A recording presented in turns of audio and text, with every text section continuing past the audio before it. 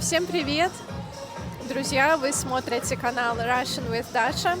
Это канал для тех, кто изучает русский как иностранный через контент. Транскрипции и прямые эфиры вы найдете на Патреоне. Подписывайтесь на мою группу в Телеграме, чтобы не пропустить анонсы. Во-первых, друзья, нас уже больше 30 тысяч. Спасибо большое за то, что вы меня смотрите, комментируете, лайкаете мои видео. Это большая честь и большая радость. Сегодня мы с моим мужем приехали на новый каток.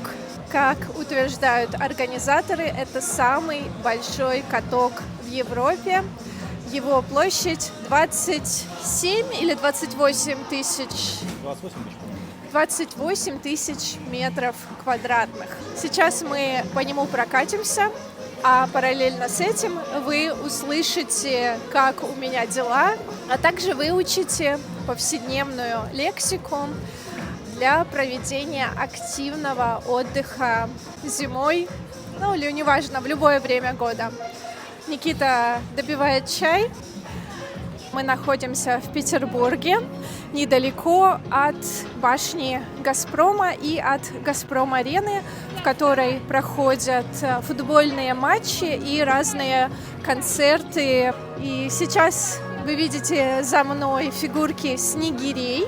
Снегири — это птички с красными животиками. Как я уже сказала, мы приехали кататься на коньках. Мы катаемся непрофессионально, хотя я в первый раз встала на коньки в 6 лет. Обычно я делаю это 2-3 раза в год зимой в Сибири и в Петербурге. Это одно из любимых зимних занятий, зимних развлечений. Сейчас современные катки работают также и при плюсовой температуре, поэтому можно наслаждаться ими несколько месяцев. Когда вы любите на чем-то ездить и делаете это ради удовольствия, вы говорите кататься на велосипеде, на машине можно кататься в удовольствие, на коньках.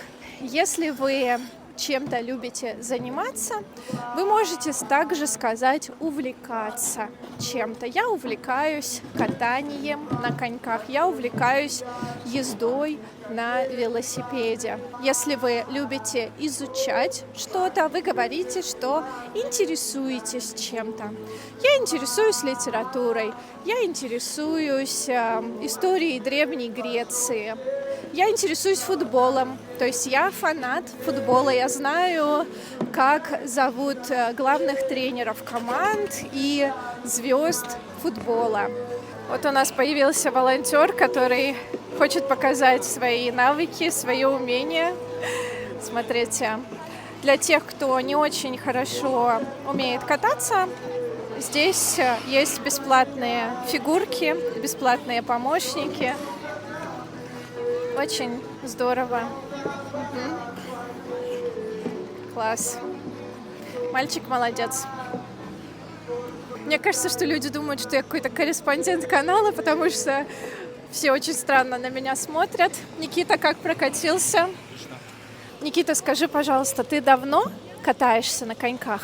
Нет, я начал кататься только, когда мы с тобой начали встречаться. То есть в каком году? В 2016-м? Я не помню, там первый раз уже давно было. Скажи, пожалуйста, что самое сложное в катании на коньках? Самое сложное — это, на самом деле, наверное, самое правильное — это правильно зашнуровать шнурки и подобрать коньки, Да. чтобы нога себя комфортно чувствовала и мышцы при этом были, гармонично сбалансированы. Слова инженера. Да, действительно, очень важно подобрать правильный размер коньков, правильную форму, чтобы они плотно сидели на ноге, но не давили. Мне кажется, еще очень важно уметь сохранять баланс. Тебе легко кататься? Да, баланс нормально. Я на лыжах умею кататься, да, как-то мне это... Тут другой эффект, то, что ты высоко находишься на поверхности, у тебя появляется рычаг, который может сломать тебе ногу, да? Мне вот это больше всего беспокоит. На самом деле, да, когда смотришь на лед, кажется, что он, конечно, он очень твердый, и кажется, что если упадешь, то будет больно и страшно, да? Самое главное не бояться. Вот. Да.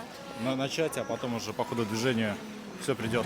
Да, и мне, кстати, я заметила, мне намного легче и не так страшно кататься, когда идет такой красивый мягкий снег, пушистый снег, падает на лед, и лед сразу кажется чуть-чуть мягче, и не так страшно кататься задом. О, там девчонка в очень прикольном наряде, чисто русский стиль, Ну ладно. сейчас я покажу. Я поехал к девчонке. Давай.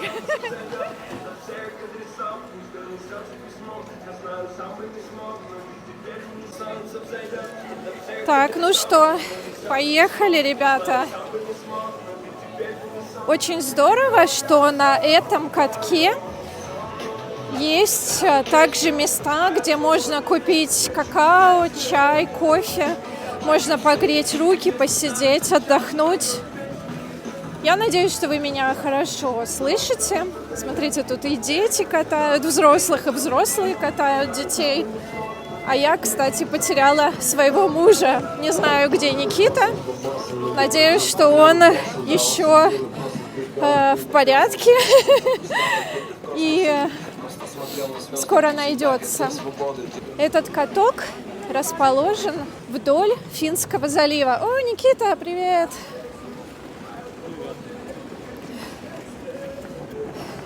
У меня там пацаненок позировал, показывал, как он катается, говорит: вы снимаете? Я говорю: да, хочешь, тебя сниму? Он такой: да, давайте. Я очень люблю зиму. Вы знаете, что я из Сибири, и я обожаю зимние развлечения, зимние катания. Мы обычно ездим куда-нибудь в лес кататься на лыжах.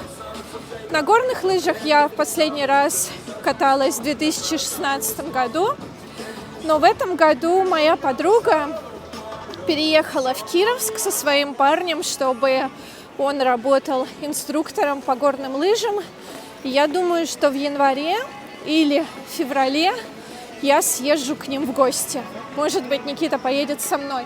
Смотрите, здесь мы видим вантовый мост.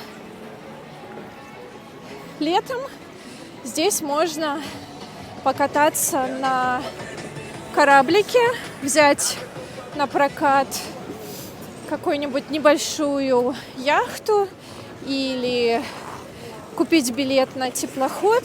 О, вот эта девушка, про которую я говорила, проехала в меховой шапке. Очень большой каток. Даже когда много людей, все равно очень комфортно. Дорожки разделены по направлениям, и никто никому не мешает. Смотрите, можно купить хот-дог, перекусить. Сейчас попробую развернуть камеру и поснимать себя. Надеюсь, не упаду. Кстати, последний раз я на коньках каталась в прошлом году, в ноябре, когда ездила в Алматы, в Казахстан. Там находится высокогорный каток Медео, и можно кататься в окружении гор. Если вы еще не смотрели мое видео про Казахстан, ссылка появится в углу экрана. Там я рассказываю об Алматы, а также показываю свою поездку на каньон и горные озера. Если вы изучаете русский язык и не можете пока приехать в Россию, покупайте билет в Алматы. Это очень красивый город, и там можно попрактиковать русский, потому что очень многие говорят не только на казахском, но и на русском языке. Поедем туда. Интересно, что там.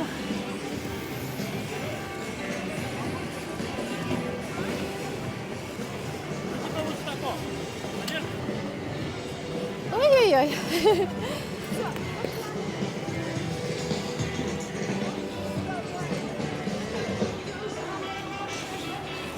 А пока я еду, поделитесь, пожалуйста, чем вы любите заниматься зимой. Есть ли у вас снег? И как вы развлекаетесь, как вы проводите время в выходные?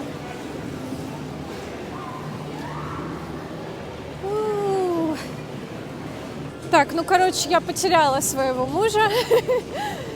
Не знаю, где он. Наверное, клеит каких-нибудь девчонок. Смотрите, как тут симпатично. Кстати, интересный факт, за который мне чуть-чуть стыдно. Эту куртку я купила на свою первую зарплату, когда я подрабатывала в кафе в 17 лет. Это было 17 лет назад. То есть этой куртке столько же лет, сколько было мне, когда я ее купила. Пока записывала, у телефона закончилась память. Пришлось удалить некоторые старые видео. Смотрите, вот я подъехала к краю катка. Впереди вы видите пешеходный мост. Это у нас ЗСД, скоростной диаметр. И там Газпром-арена, про которую я говорила. Ой, кто-то упал. Ну что, Никита меня нашел, а потом снова куда-то уехал, поэтому я сейчас поеду его искать. Да, я говорила про свою куртку. Мне совсем не стыдно, она классная. Это фирма Bonfire, которая, я не знаю, существует сейчас или нет, но я обожаю эту куртку, она очень удобная, и считаю, что нет ничего зазорного в том, чтобы носить одни и те же вещи много-много лет, особенно если они выполнены качественно и хорошо. Чуть-чуть мне куртка мала, но я ее надеваю именно когда хочу покататься на лыжах или на коньках. Сколько мы потратили? На этом катке в будние дни есть часы бесплатного катания. Так как сегодня выходной, мы за 1,5 часа заплатили, по-моему, по 450 рублей. И еще за прокат коньков мы отдали по 350 рублей. Вот. Там еще была небольшая скидка. В общем, получилось 1650, по-моему, за двоих. По нынешнему курсу это 17 евро примерно за двоих. Европейцам это покажется очень низкой стоимостью.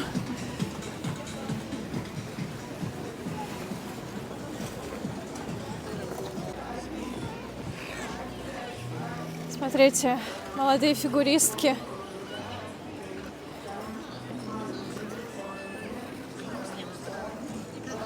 Здесь даже экран, на котором показывают русские мультфильмы.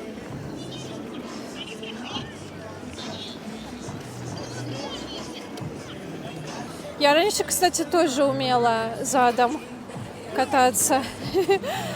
Но сейчас мне как-то страшновато. Классно. Обожаю. В России очень любят смотреть хоккей и фигурное катание. Я помню, когда я была маленькой, мы с родителями всегда смотрели Олимпийские игры, болели за наших фигуристов. Мой любимый фигурист Роман Костомаров. Я, кстати, однажды Романа Костомарова встретила на одном мероприятии. Он выступал, рассказывал про свой путь, про свою карьеру. О, Никита сидит, чаек попивает. Очень классный фигурист, очень сильный человек. Если интересна его история, почитайте. Так, ребята, сейчас будем проверять, насколько хорошо мой микрофон берет расстояние. Очки забыла надеть, Главное ни в кого не врезаться теперь.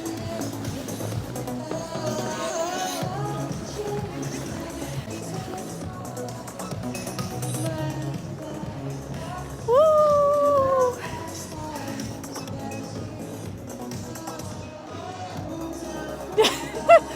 Сейчас я еще задом попробую. Ветер с юга. Надо разогнаться.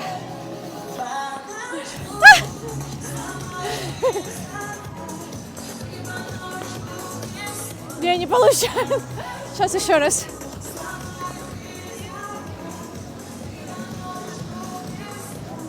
Подашку сломаю и сорву. Да, в своих коньках получается удачней. Эти надо чуть-чуть подточить. Сейчас будет смертельный номер. Будем стараться ехать задом.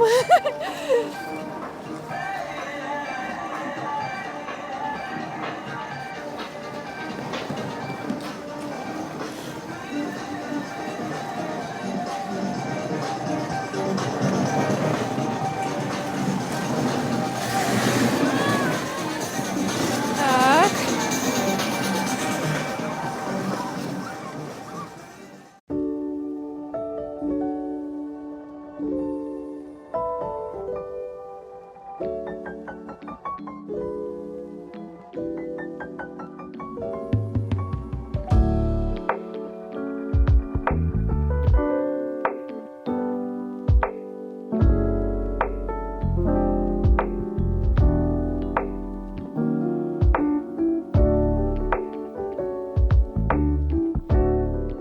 Ну что, ребята, продолжаем наш репортаж. Пока не сядет зарядка, буду показывать вам Петербург. Мы приехали на Невский проспект. Сейчас направляемся в кафе, в котором мы обожаем обедать. Это кафе называется «Троицкий мост». И там отличные блюда вегетарианской кухни. Никита? Да. Какие впечатления от катания на коньках? Тебе понравился новый каток? Да, мне очень понравилось. Мне очень понравилось, что каток большой. Много интересных видов на набережной. И, по сути, за 2 часа, да, мы 2 часа катались? Полтора. За 1,5 часа я проехал почти 2 круга. То есть, Я всегда... думала больше. Нет, Ага. пока 1,5. Вот. И, тем самым, я не устал от циклики вот этих кругов, как обычно, да, и когда маленький круг устаешь от этого.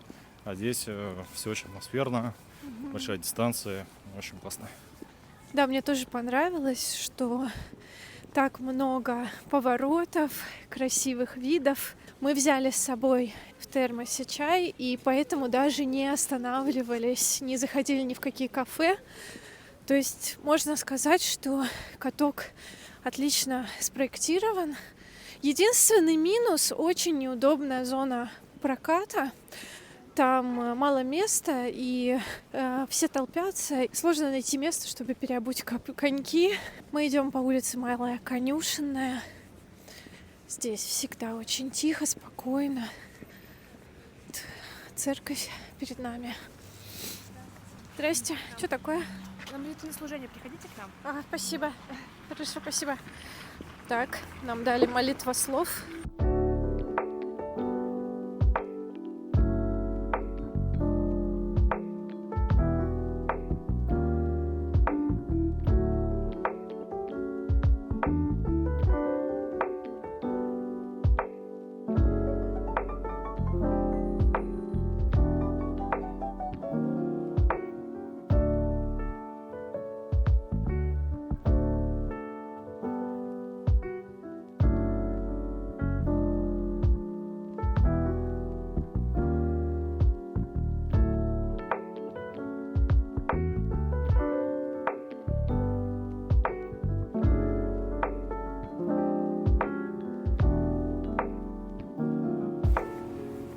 Идем по Большой Конюшенной. Впереди вы видите торговый центр, который называется ДЛТ. Там можно купить разные брендовые вещи. Дальше, вот если пройти туда, чуть-чуть прямо, там будет знаменитая пышечная. Сейчас она закрыта на ремонт, но когда вы приедете в Петербург, обязательно сходите туда и попробуйте местные пышки. Идем по Волынскому переулку и поворачиваем на набережную реки Мойки. Смотрите, здесь на углу находится старый музей печати. Здесь можно купить разные книги, а также красивые открытки. Обязательно заходите, и можно сходить на экскурсию, посмотреть, как развивалось печатное производство в Петербурге. Идем вдоль Мойки. Если повернуть за вот тот угол, вы выйдете на Дворцовую площадь. А мы подошли к нашему любимому маленькому кафе, которое называется Троицкий мост. Смотрите, здесь можно взять салаты, горячие блюда, выпечку и очень классные вегетарианские и веганские десерты.